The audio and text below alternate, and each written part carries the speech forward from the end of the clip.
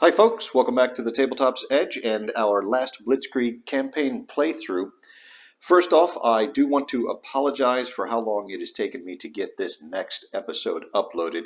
It's been a pretty rough start to 2022 between work and losing 10 days last month with COVID. And so a lot of the time I thought I might have to continue this video series as well as work on some other things just has not been there. And I want to take a couple minutes here, just kind of give you a little update on the channel. Don't worry, we're not going anywhere. In fact, I've got a ton of content ideas sketched out and in various stages of completion moving forward. So it has largely just been a function of my availability to sit down and do the filming, and in videos like this actually play the game and then do the editing and get them uploaded. It's actually not going to get much better over the next couple weeks because I am about to leave for Winterfest in Sandusky. So that'll be 7 or 8 days up in northern Ohio doing some gaming. I may probably post a few short videos from the con, so you may see that. I'm going to try and get this episode uploaded before I leave, but that may not even happen. So you might see this go up on the channel while I'm actually at Winterfest. I'm anticipating March starting to get back to a little more normal schedule for getting videos up. So just bear with me here for the next couple of weeks, and like I said, we'll start to see some more content come up. I had actually have a game review video that I was working on, and unfortunately when I got into the editing process I found that much of the video I had shot for the review was corrupted and unusable, so I've had to go back and refilm much of that review video. Otherwise that would have been up probably a week or so ago. So that's in the near term, as well as continuing this this playthrough here, and maybe a couple of short little updates from Winterfest to give you a peek at what's going on up there. With that out of the way, let's get back to the game here. Now, we've seen the start of the 20th of December turn last time out, and got off to a relatively decent start for both sides. I think the Americans' 1st and 2nd Infantry Divisions activated and accomplished largely what the Americans had wanted them to do. And on the German side, 116th Panzer Division was able to seize Parker's Crossroads, and Panzer Lehr moved out to the west to support them as well. So at this point, we are ready to pick back up with the action. I'm going to keep this video, unfortunately, a little shorter than normal, just so that I can actually get it put together and get it uploaded for you here in the next couple of days. So with that, let's go ahead and dive right back into the action. Now, well, we left off last time with Panzer Lehr here, which means the Americans are up first in this episode, and I think they are still a little concerned about the Malmedy sector, with both 12th and 1st SS pressing hard against 1st Infantry Division. 1st Infantry Division has shifted more of its strength to the east, so I think what they're going to do is activate 30th Infantry Division, which is on the Big Red One's right flank, to have them adjust their current defensive positions to match the shifts that have gone on in the 1st Infantry Division sector, as well as keeping an eye maybe on Peiper here, who stands a pretty good chance of activating this turn. Also, the Americans do have some reinforcements coming in to the north there, and we'll be probably looking to move them as far south and east as we can. This is 7th Armored Division here, or rather what's left of 7th Armored Division. We'd like to be able to pull them out of the line for a couple of days and give them an opportunity to rebuild. So we may have the 84th Infantry Division come down and tie in between 30th Infantry Division and 82nd a little further to the west here. 82nd has an issue, obviously, with 2 Panzer Divisions slamming into them this turn, and we'll see if they can maybe retake the crossroads over here, or at least recover from the initial shock and set up another defensive line. But I don't think we need to get to that right away because there aren't a lot of German formations that can reach this far to the west, whereas back in the Malmedy sector, again, we've got 12th SS that can go. We've got the Fallschirmjägers, 18th Volksgrenadiers moving up. I'm sure the 62nd Volksgrenadier around Saint-Vit is going to start to move off, and of course we have Peiper. So let's go ahead and activate 30th Infantry Division. All right, activating 30th Infantry Division. You can see on the headquarters card here that they have a fatigue level of 3, and they are in a prepared defense. Now the trains are on map, and we do have a complete MSR going up here to the north. Since they're in a prepared defense, we're going to maintain that prepared defense, which moves us on to the snafu roll. Now the snafu modifiers are going to be -3 for the fatigue. They're not marked with coordination, and they are not mixed. We do have that -1 game-specific DRM still, so that's going to drop it to -4. But the trains are at optimal distance, bringing it back to a -3. They are not crossing the streams, trains are not ghosted, and we're not using any tracks. So it looks like a -3, and with the prepared defense, the best we can get is a partial anyway. So I think a 6 or better is all we need on the dice. And that 7 -3 becomes a 4. That is indeed a partial result. That's going to give us 1 objective marker, and we have 4 organic artillery and none assigned. So that's going to be halved to 2 artillery points. All right, now do we want to place an objective marker? And I don't think so, because primarily what we're going to be doing is sort of strengthening the left flank of the division here where it ties in with 1st Infantry, just in case 12th SS gets any ideas, and possibly adjusting the positions out to the west here. So I don't think we're going to place an objective marker, which means we won't really be doing anything aggressive or involving some combat here. So I'm going to go ahead and just proceed with the activation, moving the units into position, and we'll pick back up once that's complete, and I can show you where they've adjusted their positions to. And here we are at the end of the activation. Not a lot has changed with the partial snafu result.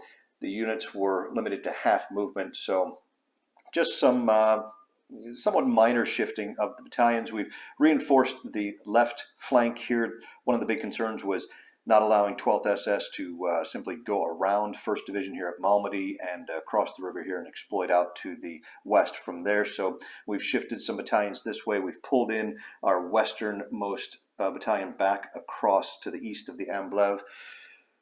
Considered pulling back the 526th Armored Infantry here, but this is such a nice little position. It's in terrain. They've got hex side terrain on most of their hex sides, and they are able to exert not just a zone of control, but an AV zone of control onto this road here, which is a little inconvenient for the Germans should they look to move to the west here. So I think we're going to leave 526th sort of out here. They are a little bit out there unsupported on their own, but I think it's worth the risk right now.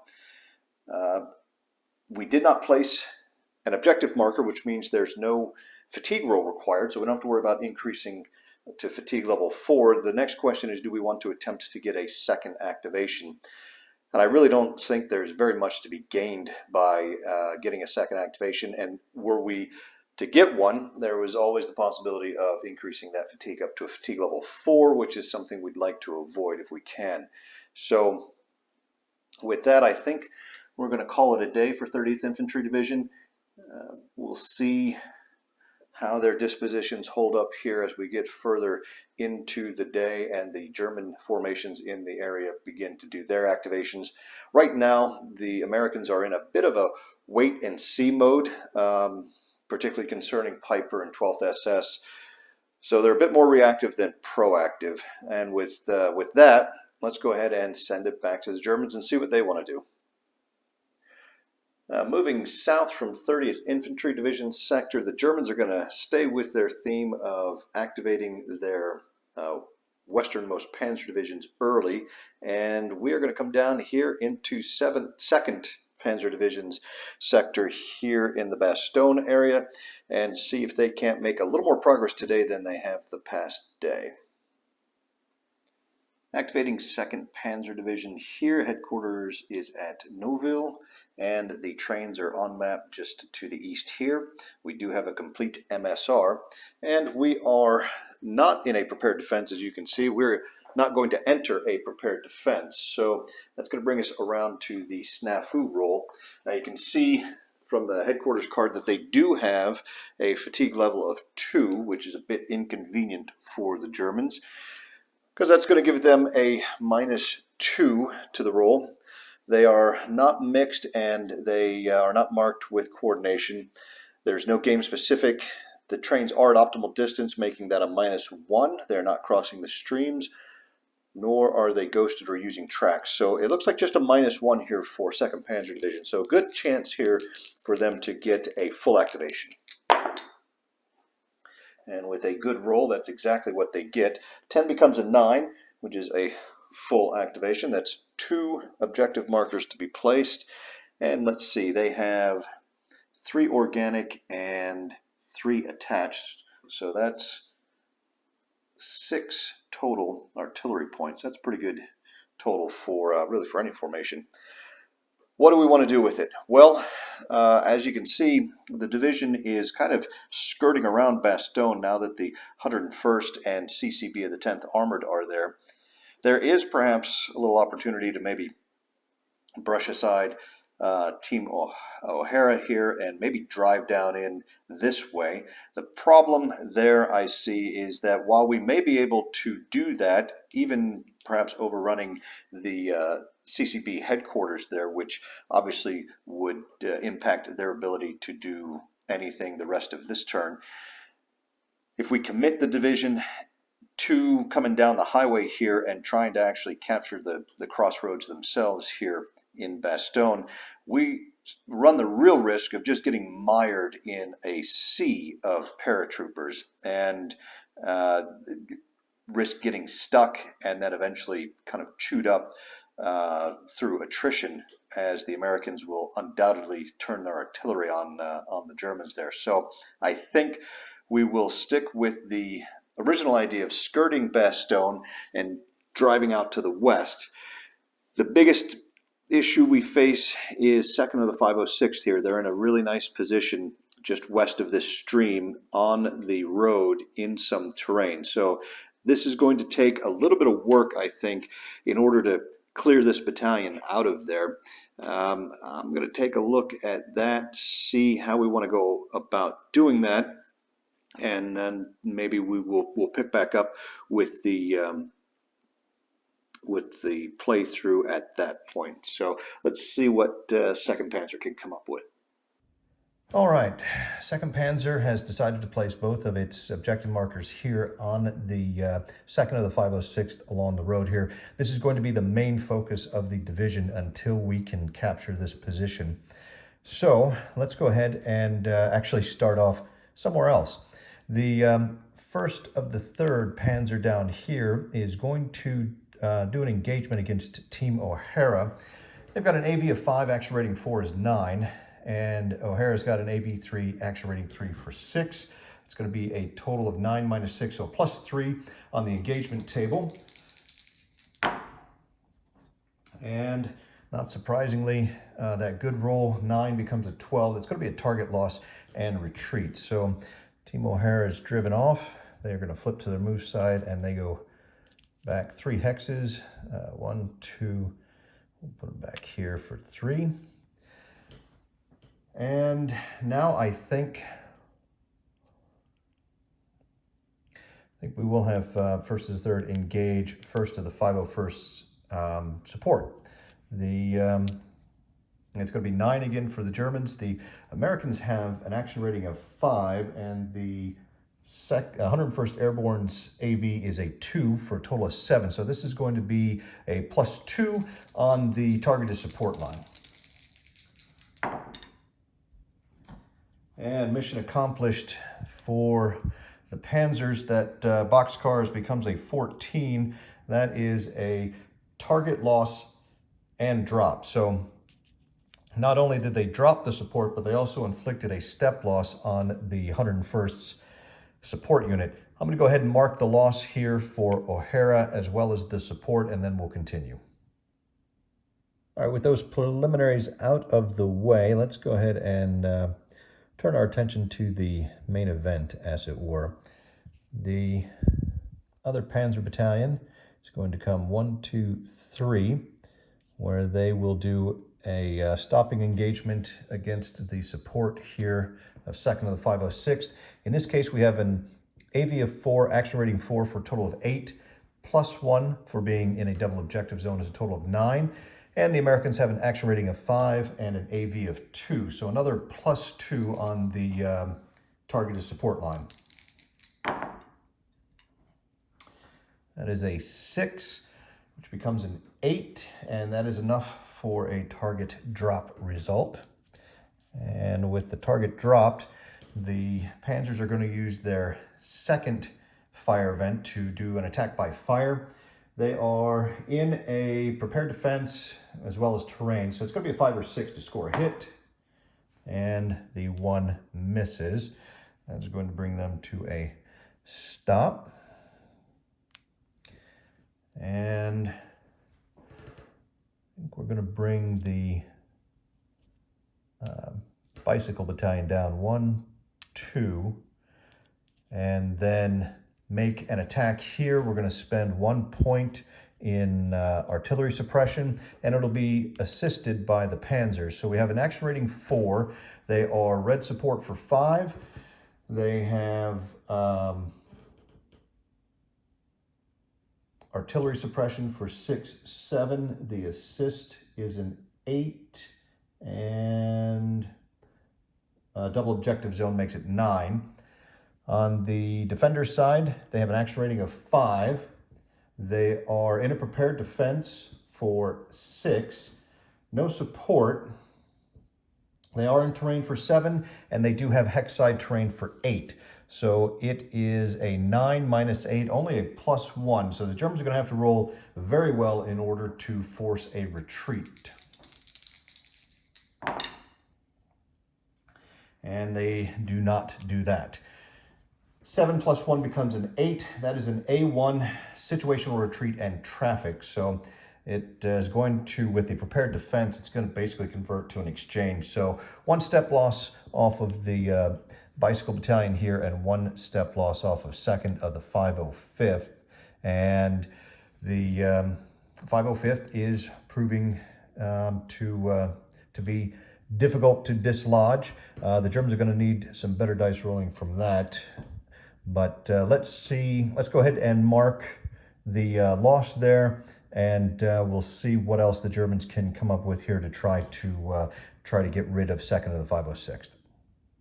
Continuing on, I think we're going to next have the Aufklärungskampf group come down, go 1, 2, 3 and a half. And then from here, they're going to attempt to place an objective marker, so that'll consume their first fire event. Need to roll a 5 or less, and a 3 will do it. That will allow them to place another objective marker, which I think they're going to place right here. And then they will use their second fire event to make an attack by fire on that paratrooper battalion there. They're going to need a 5 or 6. Another 3 means a miss, but we're going to follow that up with an attack by von Bohm, assisted by the Panzer battalion here. We're going to spend 1 of our artillery points as a suppression barrage. So we have action rating 5. It is a dual unit 6. Barrage is 7, 8. Assist is 9. Double objective zone. I'm sorry, not a double objective zone. So we have 9. And then on the defensive side, it's an action rating of 5. They have no support, but they are in terrain for 6, and they are in a prepared defense for 7. So 9 to 7, it is another plus 2. And they come up short again. The 6 plus 2 is an 8. That's an A1 desituational and traffic. So again, it's going to be an exchange one step for each side. And now let's go ahead and I'm going to mark those and then continue. With that done, we will move the rest of the division here. We'll deploy the Panzer Grenadiers. They'll go a half, 1.5, 2.5, 3.5. We'll bring the Pioneers over 1, 2, 3, 4. Pull the Panzer Grenadiers out here. That's 1, 2, 3 and a half. And then I think the only unit we have left is Gutmann here. And I'm tempted to have him drive down here to engage the infantry there, but I'm going to maybe skip that. And instead, we'll send him 1, 2, 3 and a half. We'll put him here. And then I think that's going to, actually it's not going to do it. We are going to have the battalion here spot for an artillery barrage here. So that's 1 point, and we need a 4, 5, or 6 since it's an artillery barrage. And another 3 misses, so 2nd Panzer not really performing terribly well with this activation. And let's see, do we have anybody else we can see to drop any artillery on? I don't think so. So that's going to do it. Let's go ahead and roll for fatigue. It's a 3 or less to increase. And they get a 4, so no increase in the fatigue. And now we'll clean this up and see if we can get a 2nd activation for them this turn. And if not, this could turn into a long couple of days for 2nd Panzer. All right, they're going to need a 4, 5, or 6. Fortunately for them, they do get the 5. That's going to give them a 2nd crack at it. The snafu modifiers are going to remain all the same. It's -2 for fatigue and then a +1 for optimal distance here, so a net -1. And a 6 is only a partial, so that is not what they needed. All right, that's going to give us 1 objective marker to place, and 3, 4, 5, 6. It's going to give us 3 artillery points for this activation. I'm going to go ahead, and we've got to continue sort of battering away up here at 2nd of the 506th and clear that road. So we'll go there. Let me take a look at, see exactly how we want to work the rest of the activation, and we'll continue with the 2nd activation shortly. We're going to start the 2nd activation the same way we started the first one. We're going to have the Panzer Battalion here engage the support of 1st of the 501st. So they have a 5 AV plus 4 extra rating for a total of 9. The Americans have a AV of 2 in their support unit and an extra rating of 5 for 7. So it's going to be +2 on the target is support. And what the Germans are trying to do here is trying to kill that last step of the 101st Airborne's support, which will drop support from all of the units in the division until they get something else in support. So to do that, it's going to need a net 11 or better. So with the +2, that's a 9 or better. And that's exactly what they rolled. 9 plus 2 is 11. That's a target loss and drop. So in that case, that will kill the 2nd and final step of the anti-tank battalion for the airborne division. And now, let's see, does he want to, you know, he will stay right here with his 2nd fire event. He's going to do an attack by fire on the airborne troopers there. He's going to need a 5 or 6 to inflict a hit. A 2 is a miss, and that is going to bring him to a stop. Now, we're going to bring our attention back up here to 2nd of the 506th. The other Panzer battalion, since they no longer have any support, they're going to go ahead and use both of their fire events as attack by fire on the paratroopers here. So they need a 5 or 6 to score a hit. And they finally managed to score 1 hit. And that's going to bring them to a stop as well. Now we are going to have the Bicycle Battalion, 1st of the 304th, make another attack here on 2nd of the 506th. But what we're going to do is spend, I think we may spend all 3 points in a destruction barrage, since we have a 50-50 chance of killing a step that way, which is much better than our odds are going to be if we do a regular assault and try to kick them out. So let's do that. We're going to go ahead and spend that in a destruction barrage. It's going to be, the attack is going to be assisted by the Panzers here. So we'll roll the 3 destruction barrage points first and see what we get. We need a 4, 5, or 6. That's 1 hit on the first 2, and the last shot is a miss. So disappointing rolls there. That is a 2nd hit on 2nd of the 506th, this activation. So the Germans are chipping away at them, and now we'll resolve the actual attack, which is probably not going to be too pretty for the Germans. It's action rating 4. They have red support for 5. There's no double objective zone, artillery, no suppression barrage, and they have an assist for 6.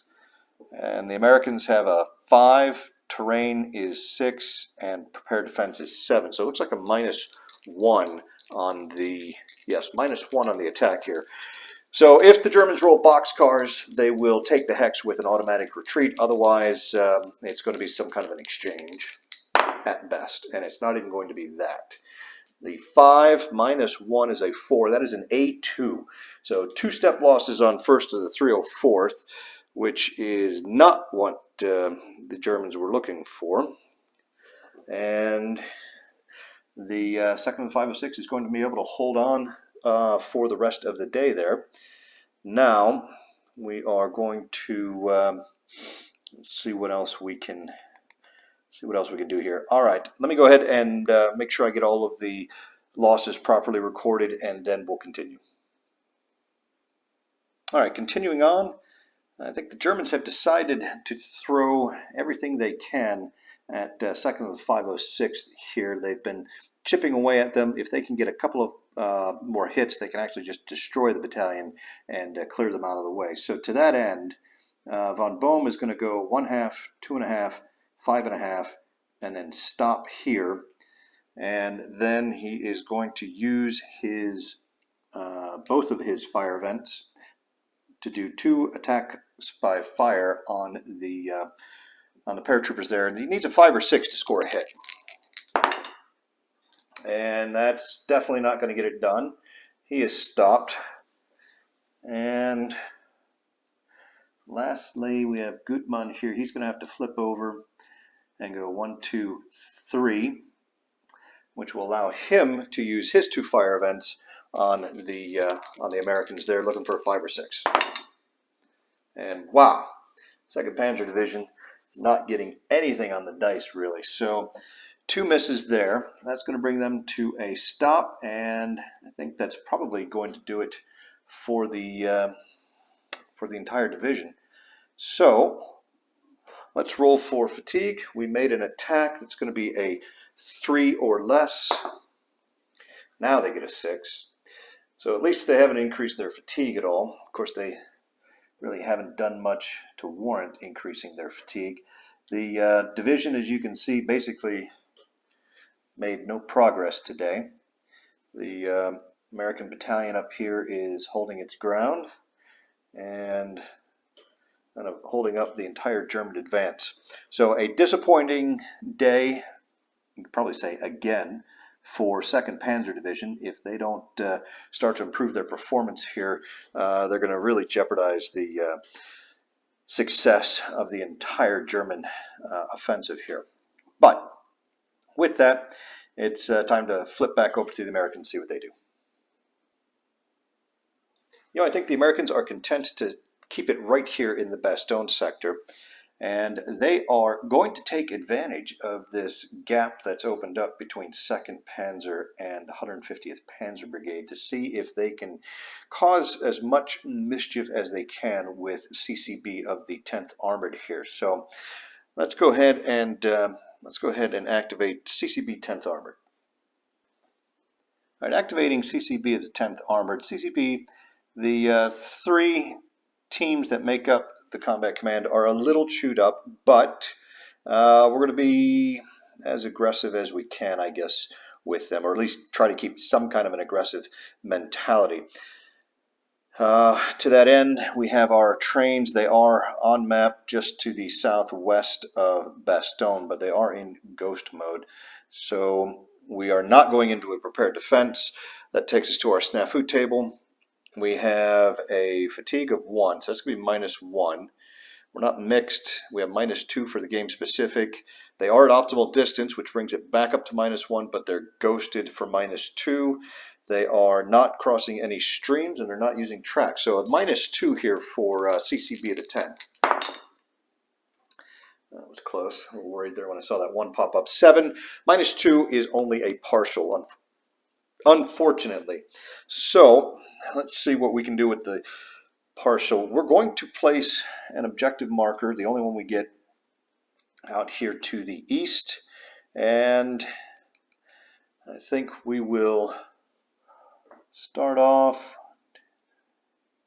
Yeah, we'll start off with Team Cherry. They're going to drive up here for 1.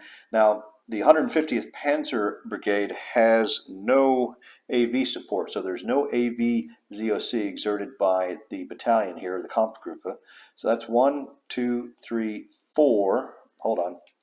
They only have half movement. So in order to make this happen, we're going to be crazy enough to go 1, 2, 3, 4, 5. That will jump 2nd Panzer Division's combat trains. Now that's going to force them into ghost mode.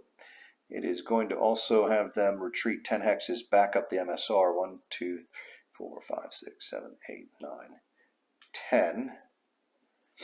And we are going to, unfortunately, have to do a stopping engagement against Kampfgruppe X-Ray here from 150th Panzer, and this is going to be at a bit of a disadvantage. We have an AV2, action rating 3 is 5, to an AV4, action rating 3 is 7, so it's a -2 on the engagement with the target as real AV line.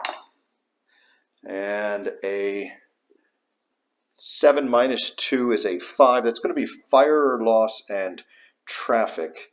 So that's going to leave Team Cherry out there and inflict a loss on him. I'll go ahead and record that, and then we'll continue with the rest of the activation. Well, Team Cherry may have been able to jump 2nd Panzer Division's combat trains, but I think they're going to end up paying a heavy price for that. Next up is Team Decibri, and we'll leave him on his deployed side and go 1.5.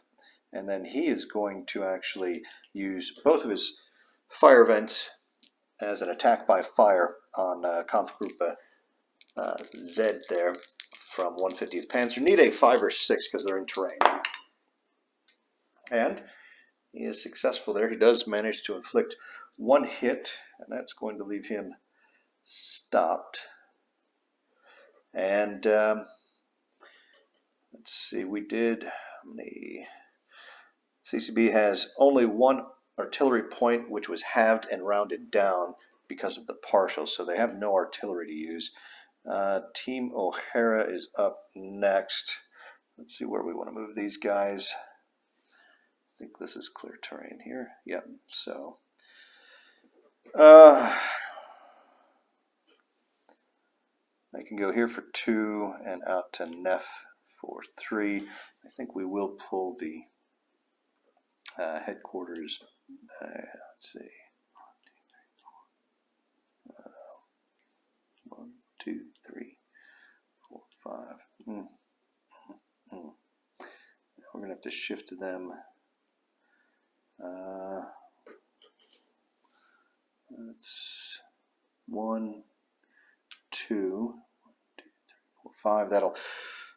That'll keep Cherry in command radius, and therefore they won't suffer any losses. We still have Desiree there and O'Hara in reserve. Well, it's not much of an activation, but again, they did cause a bit of a mess for 2nd Panzer here, at least for tomorrow. They've cut their MSR, which could end up being problematic for them. And they've got a little bit of a gap here. Maybe they might be able to help get 112th Regiment and CCR out of their predicament, but we'll see how that goes. Let's go ahead and make our fatigue check. They did an attack by fire, a couple of those, so that's a 2 or less. The 3 is good enough to avoid any fatigue increase. And do we want to attempt a second activation? Yeah, why not? Let's see. Let the dice decide.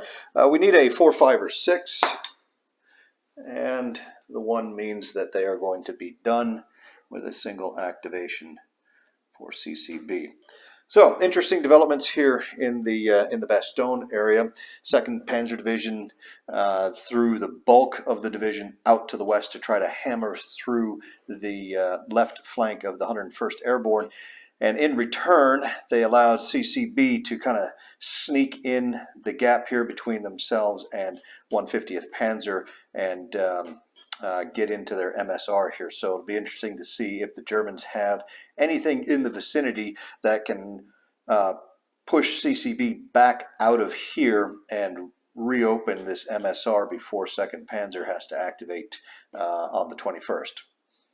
Okay, well, having summed that up, let's see what the Germans do decide to do.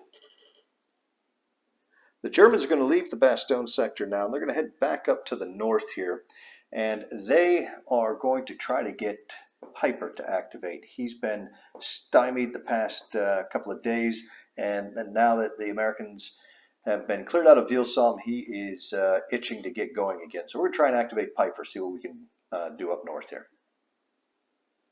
Activating Conf Group Peiper.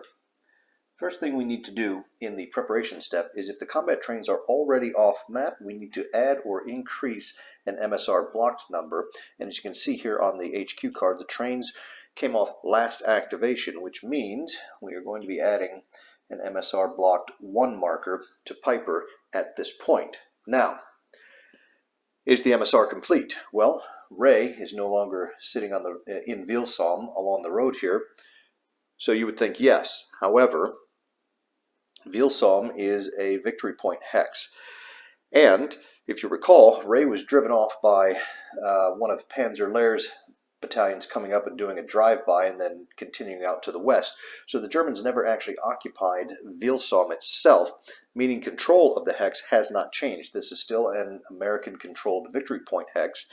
And last Blitzkrieg Rule 1.4 prohibits the tracing of MSRs through enemy-controlled victory point hexes, which means even though the unit is gone, the Germans are going to have to control this hex by entering it before Peiper is going to be able to trace a complete MSR, because the track here is blocked, the road up here is blocked, and the track out here is going to be blocked whichever way he goes. So the MSR is still not complete. We're not going to go into a prepared defense, so let's see what the snafu roll looks like here. We've got a fatigue level of 1, so that's going to be a -1. He's not mixed, marked with coordination, no game specific. Then we're going to skip all the way down to the MSR is not complete section. Combat trains are off map is a -3, so that brings it down to a -4 total. And we have an MSR blocked, it's a -5. -5, not great odds. Peiper, if he rolls boxcars, he can still get a full activation, but right now he's just hoping for a partial, which will require an 8 or better on the dice. And the German die rolling continues to be poor, at least for this portion of the day. That 6 becomes a 1, which is a failure. Now, we cannot make that a failure flip because he does not have a complete MSR, which means we're looking at any isolation effects. 1, 2, 3, 4, 5. Everybody is within his command radius, and no one is isolated. So there are no, everyone has a safe path, I should say, back to Peiper. So there are no isolation losses. So the question is, does Peiper want to try it again with a second activation? And I think so. He needs a 3 or better to get that second activation, and not good dice. Again, that 2 means no second activation for Peiper. So even though the Americans have been cleared out of the village here, Peiper's still can't get the gas he needs to get going again, which means the Germans may have to look at sending somebody else who does get an activation up into Vilsholm just to gain control and open that MSR so Peiper can get moving again. But in doing so, they are almost certainly going to end up entering his formation blob, which will mark both Peiper and the other formation with coordination, and they may end up, if they end up mixed, that'll be another knock against Peiper for getting going next turn. So things not looking good for Peiper. It's been a frustrating couple of days,